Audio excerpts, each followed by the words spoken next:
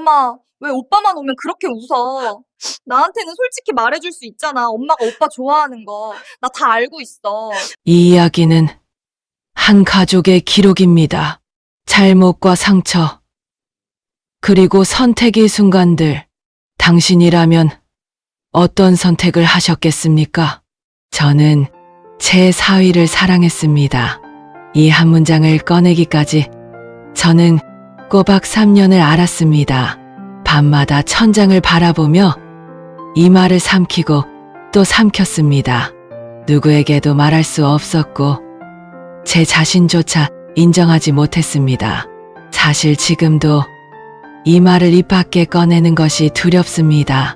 하지만 이 감정을 평생 혼자 짊어지고 살다 보면 언젠가는 제가 먼저 부서질 것 같았습니다. 그래서 오늘 처음으로 말하기로 했습니다. 저는 20여 년 전에 남편을 먼저 떠나보냈습니다. 암이었습니다. 진단받은 지 1년 만이었고 너무 빨랐습니다. 남편이 떠난 뒤 제 세상은 정말이지 아무것도 없었습니다. 친정도 멀었고 시댁과는 이미 서먹해진 지 오래였습니다. 그냥 딸 하나뿐이었습니다. 제 전부였습니다. 딸이 결혼하던 날 저는 울지 않았습니다. 다른 어머니들처럼 흐느끼지 않았습니다. 이미 마음속으로 모든 것을 비워냈기 때문입니다. 이제 제 역할이 끝났다고 생각했습니다. 다 키웠으니까요. 잘 보냈으니까요. 그때는 그게 맞다고 믿었습니다. 그런데 그 아이의 남편이 우리 집을 드나들기 시작하면서 제 안에 무언가가 아주 조용히 그러나 분명하게 흔들리기 시작했습니다. 저는 선을 넘지 않았습니다. 손을 잡은 적도 고백한 적도 단 한 번도 없습니다. 그 아이에게 직접 감정을 드러낸 적 역시 없습니다. 그저 그 사람이 오는 날이면 저녁이 조금 덜 외로웠을 뿐입니다. 그 사람이 웃으면 저도 모르게 웃음이 났을 뿐입니다. 그게 전부였습니다.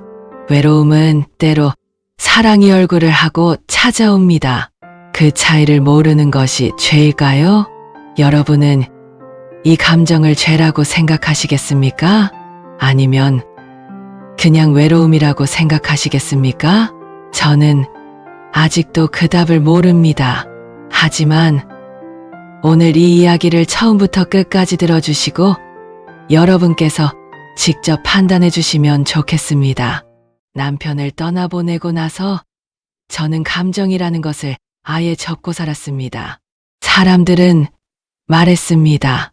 시간 이야기라고, 잊혀진다고. 하지만 그건 반만 맞는 말이었습니다. 시간이 지날수록 남편의 얼굴은 흐릿해졌지만 대신 그 자리에 남겨진 빈자리는 더 선명해졌습니다. 마치 오래된 사진에서 한 사람만 지워진 것처럼 흔적은 있는데 사람이 없는 느낌이었습니다. 저는 그 빈자리를 다른 무언가로 채우려 하지 않았습니다.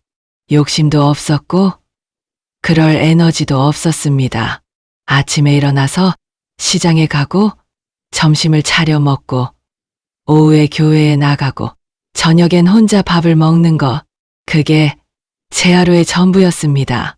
특별한 것도 설레는 것도 기대하는 것도 없는 하루, 그냥 하루하루를 그저 살아내는 삶이었습니다. 딸이 결혼하고 나서 집이 더 조용해졌습니다. 예전에는 딸이 학교에서 돌아오면 현관 소리라도 났는데 이제는 그것마저 없었습니다. 냉장고 돌아가는 소리, 벽시계 초침 소리, 그게 유일한 대화 상대였습니다. 저는 스스로에게 말했습니다. 이 나이에 무슨 감정이냐? 그냥 사는 거지. 그렇게 마음을 다독이며 살았습니다. 텔레비전에서 연애하는 장면이 나오면 채널을 돌렸고 이웃들이 남편 이야기를 꺼낼 때면 조용히 자리를 피했습니다. 그게 편했습니다. 아무것도 바라지 않으면 상처도 없으니까요. 하지만 인간은 나이와 상관없이 온기를 언하도록 만들어져 있습니다. 아무리 의지를 굳혀도, 아무리 스스로를 다잡아도 추운 겨울밤에 누군가의 체온이 그리운 건 어쩔 수가 없습니다. 그건 나약함이 아닙니다. 그냥 사람이기 때문입니다. 저는 그때 그 사실을 너무 늦게 깨달았습니다. 50대 이후 가장 무서운 건 병이 아니라 고립입니다. 아무도 나를 필요로 하지 않는다는 그 느낌. 그 시절을 돌아보면 제 삶엔 큰 사건이 없었습니다. 그냥 조용하고 잔잔하고 때론 무감각하게 흘러갔습니다. 폭풍은 언제나 그런 고요 뒤에 찾아온다는 걸 그때는 몰랐습니다.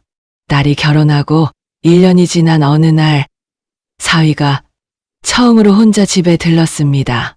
그날이 시작이었습니다. 늦은 오후였습니다. 딸이 야근이라고 했고 저는 혼자 저녁을 먹으려던 참이었습니다. 그때 현관벨이 울렸습니다. 어머니, 저예요. 갑자기 들러도 될까요? 회사 근처라서요. 저는 아무렇지 않게 문을 열었습니다. 딸의 남편이니까요. 그냥 사위가 온 거니까요. 그런데 그 아이가 들어서면서 말했습니다. 어머니, 혹시 반찬 좀 싸주실 수 있나요? 집에 먹을 게 없어서요. 아내가 요즘 바빠서. 그 한마디가 그렇게 반가울 줄 몰랐습니다. 반찬을 싸달라는 말이 왜 그렇게 따뜻하게 들렸는지, 누군가 나를 필요로 한다는 느낌, 그게 얼마나 강력한 감정인지 저는 그날 처음 알았습니다.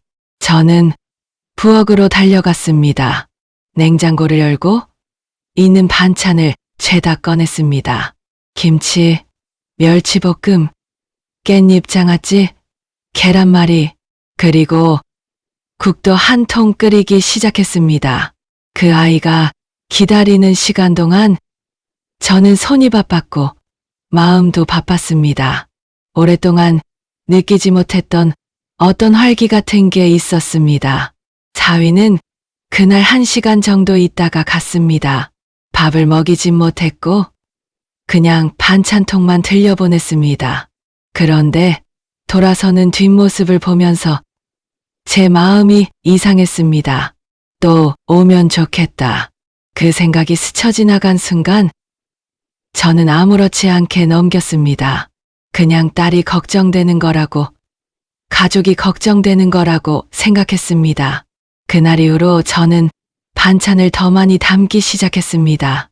그 아이가 오리유를 만들기 시작한 거였습니다.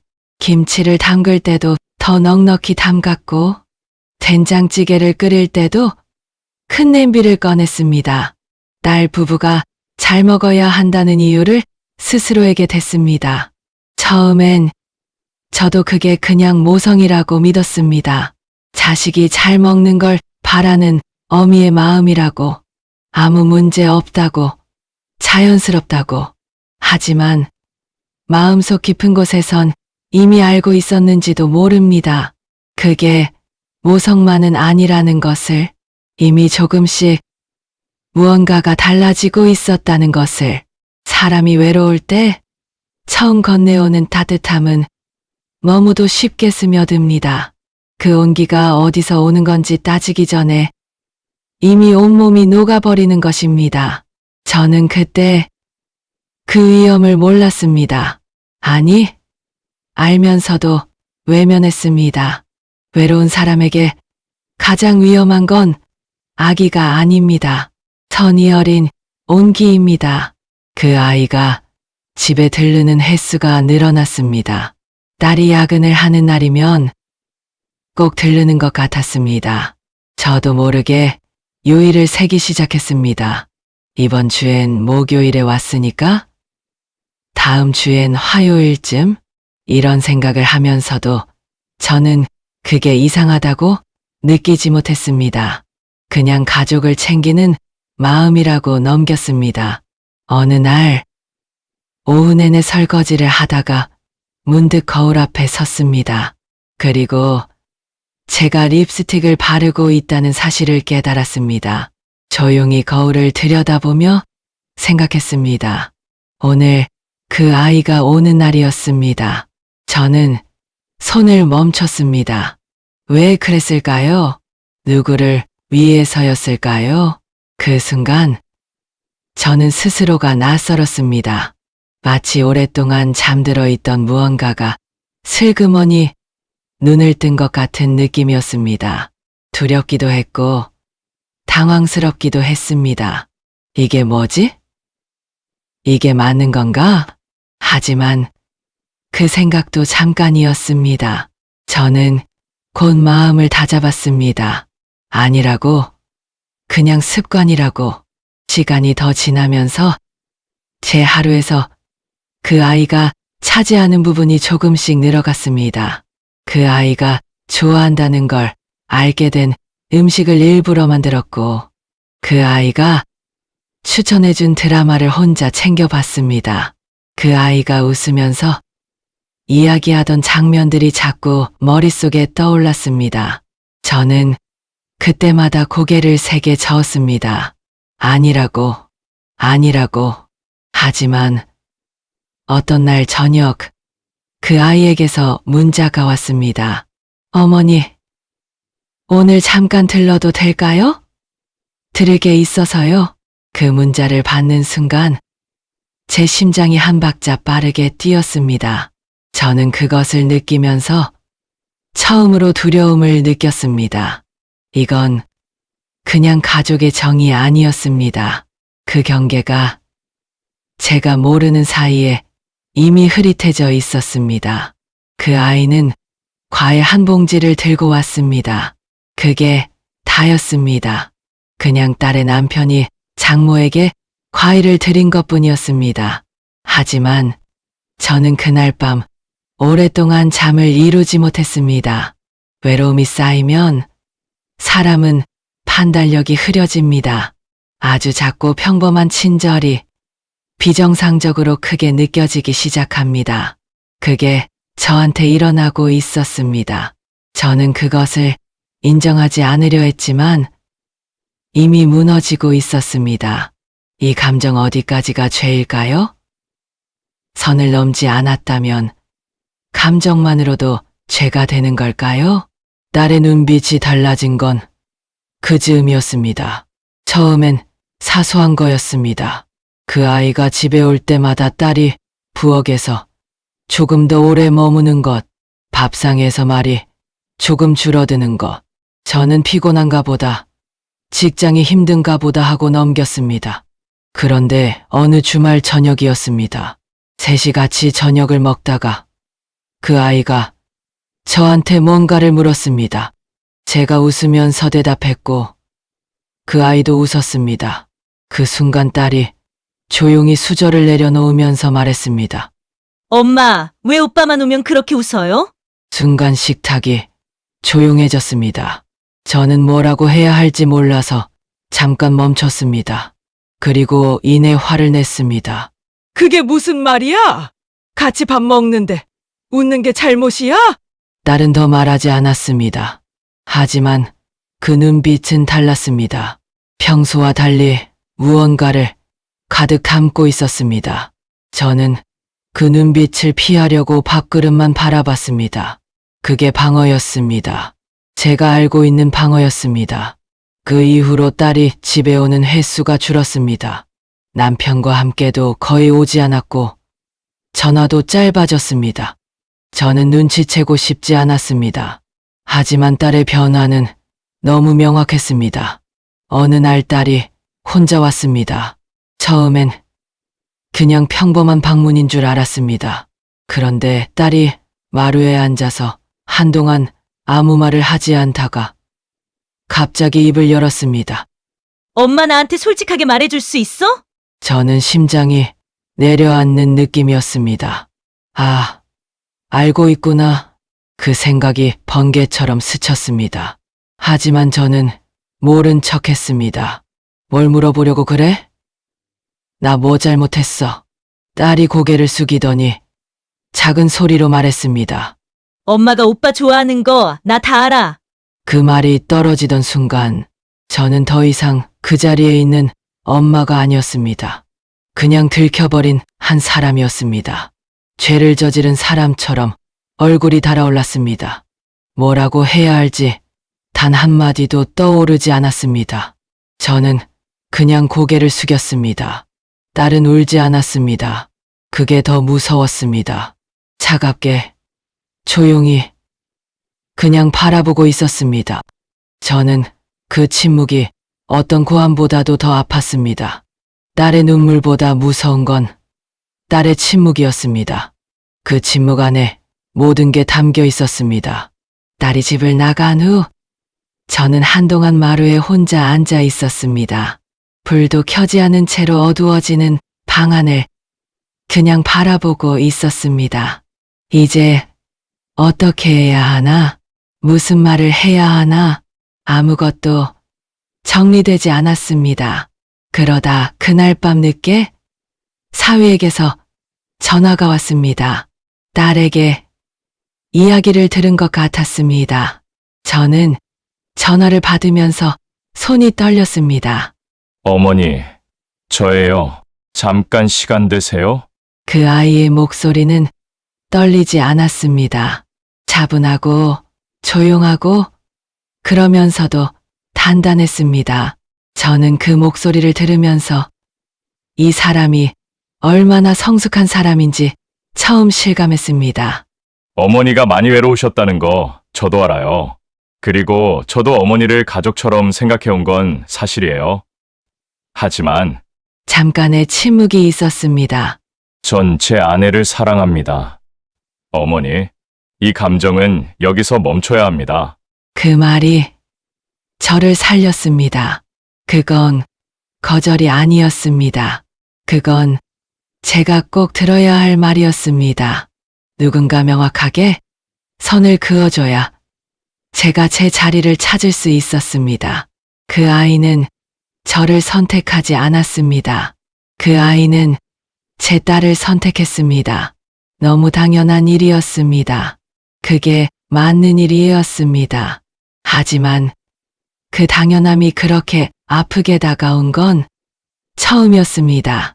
전화를 끊고 저는 오랫동안 그 자리에 있었습니다. 그리고 서서히, 정말 서서히 깨달았습니다. 제가 그토록 원했던 건 그 사람이 아니었다는 것을. 제가 원한 건 다시 사랑받는 기분이었습니다. 누군가에게 소중한 사람이 되고 싶다는 마음이었습니다. 남편을 잃고 나서 딸마저 자기 삶을 살아가고 나서 저는 그냥 아무도 나를 필요로 하지 않는 사람이 되어 있었던 것입니다. 그 공백을 저는 엉뚱한 곳에서 채우려 했던 것입니다. 잘못된 방향으로 기어이 손을 뻗은 것입니다. 그게 처음으로 제 가슴 안에서 정확하게 보였습니다. 사랑하는 사람이 필요했던 게 아니었습니다. 나를 사랑해주는 사람이 필요했습니다. 그 차이를 너무 늦게 알았습니다. 저는 스스로 집을 나오기로 했습니다. 누가 쫓아낸 게 아닙니다. 제 발로 결정한 것입니다. 이 상황에서 제가 여기 그대로 있으면 아무것도 회복될 수 없을 것 같았습니다. 딸도, 사위도, 그리고 저 자신도 거리가 필요했습니다. 시간이 필요했습니다. 짐을 싸는 건 오래 걸리지 않았습니다. 살아온 세월에 비해 가져갈 것이 별로 없다는 게 씁쓸했습니다. 딸에게 전화했습니다. 먼저 연락하기가 너무 두려웠지만 해야 했습니다. 나 잠깐 내려가서 지낼게. 미안하다. 딸은 바로 대답하지 않았습니다. 전화기 너머로 긴 침묵이 흘렀습니다. 그러다 딸이 작게 말했습니다. 엄마, 당분간은 보지 말자. 그 말이 제 심장을 갈랐습니다. 당분간. 그 단어가 그렇게 길게 느껴진 적이 없었습니다. 하지만 저는 화를 내지 않았습니다. 억울하다고 말하지 않았습니다. 그냥 고개를 끄덕였습니다. 딸은 볼 수 없었겠지만 저는 그렇게 했습니다. 이건 제가 감당해야 할 값이었습니다. 제가 만든 상황이고 제가 흔들린 것이었습니다. 딸의 선택은 맞았습니다. 그리고 그 선택으로 인해 저는 아파야 했습니다. 그게 맞는 순서였습니다. 서울을 떠나 시골 작은 집을 구했습니다. 처음 며칠은 그냥 멍하니 있었습니다. 아무것도 하기 싫었고 누구도 만나고 싶지 않았습니다. 밥을 굶기도 했고 며칠은 울다가 잠들기도 했습니다. 부끄럽고 창피하고 후회스러웠습니다. 왜 하필 그 사람이었을까? 왜 나는 제대로 된 선을 긋지 못했을까? 딸에게, 그 아이에게 얼마나 큰 혼란을 준 걸까? 자책이 파도처럼 밀려왔습니다. 하지만 자책만으로는 아무것도 달라지지 않았습니다. 저는 결국 일어나야 했습니다. 대가는 아팠습니다. 하지만 아파야 했습니다. 그 고통이 제가 다시 서기 위한 바닥이었습니다. 시골집에서의 첫 새벽, 저는 새소리에 잠이 깼습니다. 서울에서는 들어본 적 없는 소리였습니다. 무심코 창문을 열었더니 찬바람이 들어왔고 멀리 산이 보였습니다. 그 순간 눈물이 났습니다. 이유를 모르게 그냥 났습니다. 저는 그날부터 새벽 산책을 시작했습니다. 처음엔 10분도 못 걸었습니다. 다리도 뻑뻑하고 숨도 쉽게 찼습니다. 하지만 걸으면서 생각했습니다. 적어도 이것만큼은 내가 할 수 있는 일이다. 그게 작은 시작이었습니다. 그 다음엔 텃밭을 시작했습니다. 이웃 할머니가 씨앗을 나눠줬습니다. 처음엔 어색했지만 흙을 만지고 물을 주고 하루하루 변화를 지켜보는 일이 좋았습니다. 뭔가를 돌볼 수 있다는 것, 뭔가가 자라는 것을 곁에서 본다는 것이 좋았습니다. 그것이 제 외로움을 조금씩 채워주기 시작했습니다. 딸과는 아직 서먹합니다. 한 달에 한 번 짧은 문자를 주고받습니다. 저는 항상 먼저 문자를 보냅니다. 처음엔 딸이 답장을 늦게 했습니다. 하지만 요즘엔 조금 더 빨리 옵니다. 그 속도가 저한텐 작은 희망입니다. 저는 기다립니다. 서두르지 않기로 했습니다. 딸이 준비될 때까지 제가 먼저 제자리에서 바르게 서 있어야 합니다. 그게 지금 제가 할 수 있는 유일한 일이고 가장 중요한 일입니다. 예전엔 살아있다는 것이 그냥 숨 쉬는 것이었습니다. 지금은 조금 달라졌습니다. 살아있다는 게 무언가를 돌보고 무언가를 기다리고 무언가를 느끼는 것임을 알게 됐습니다. 시골집이 새벽, 텃밭의 새싹, 딸의 문자 한 통, 이것들이 지금 제 삶을 채우고 있습니다. 아주 작지만 이전보다 훨씬 선명합니다. 사랑은 가지는 게 아니라 지켜주는 거라는 걸 이제야 배웠습니다. 너무 늦었지만 아직 늦지 않았기를 바랍니다. 이 이야기를 꺼내면서 저는 제 자신을 용서하려 합니다. 완전히 용서한 건 아닙니다. 아직 시간이 더 필요합니다. 하지만 적어도 이 감정이 어디서 왔는지는 이해하게 됐습니다. 외로움은 사람을 착각하게 만듭니다. 특히 나이가 들수록 오랫동안 혼자였을수록 누군가의 따뜻한 말 한마디, 따뜻한 시선 하나가 심장을 흔듭니다. 그 온기가 어디서 오는 건지 따지기 전에 이미 마음이 기울어 있습니다. 그건 약한 게 아닙니다. 그냥 사람이라는 뜻입니다. 하지만 사람이라는 이유만으로 모든 감정이 용납되는 건 아닙니다. 감정이 있다는 것과 그 감정대로 행동하는 것은 전혀 다른 일입니다. 저는 다행히 선을 넘지 않았습니다. 하지만 그 선이 얼마나 얇은 것인지는 직접 경험해 보지 않으면 모릅니다. 외로울수록 그 선은 더 얇아집니다. 이 이야기를 듣고 계신 분 중에 혹시 지금 비슷한 감정을 느끼는 분이 계실 수 있습니다. 혹은 과거에 비슷한 경험을 하셨던 분도 있을 것입니다. 그 감정을 감추거나 혼자 삼키거나 자책만 하지 마시기 바랍니다. 그 감정의 뿌리가 무엇인지 먼저 들여다보시기 바랍니다. 대부분은 외로움이고 인정받고 싶은 욕구이고 필요한 사람이 되고 싶다는 바람입니다. 그 감정 자체는 잘못이 아닙니다. 저는 이 이야기를 통해 말하고 싶었습니다. 선을 넘지 않은 것이 제가 할 수 있었던 마지막 사랑이었다고.